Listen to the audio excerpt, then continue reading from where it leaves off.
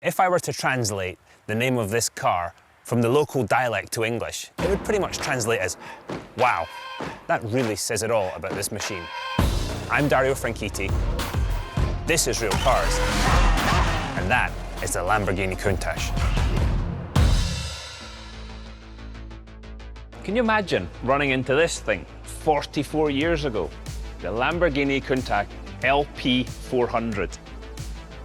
It's like a spaceship, even now. There's little touches you notice, like this cut of the arch. Lamborghinis still do that to this day with their V12 cars, just sort of trying to recreate that design and continue the magic of this car.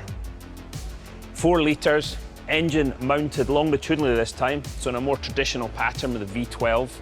Lots of vents, NACA ducts in the side vents there. Radiators weren't as efficient as they are today, so they needed to put a lot of cooling in to cool that V12 engine. Unfortunately, as a driver, you didn't get that much cooling. Look, this is your window. That's what you could open. Imagine pulling up to the toll booth on the autostrada and you're trying to get your money out. I think it gives its age away just a little bit though, when you see the chrome trim onto the windows. That's, how 70s is that? Everything else about it is completely spaceship. No mirrors.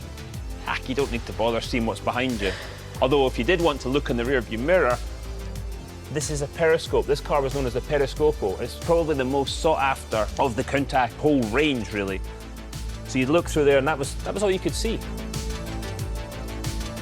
Okay, now's the time to admit I've never actually driven a Lamborghini Countach. I've never even got in one, so this could be interesting with this scissored door and my broken back. Imagine in the 70s, you would probably catch your flared trousers on the handbrake cable. Well, this is better than I thought. This cockpit is lovely. Very reclined in this almost hammock-like chair. The instruments, though, are so small.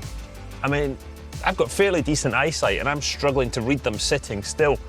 So if I'm battling this thing down the autostrada at 170 miles an hour or heading up the Kemmel Straight at Spa, looking for the braking point, it's very difficult to see what revs you're pulling, to know when to shift gear. I do believe that's an 8-track player in here.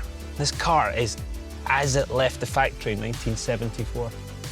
It's just magical. If you are of a certain age, I was born in 1973, this car is something that I certainly lusted after and should have bought one back in the day.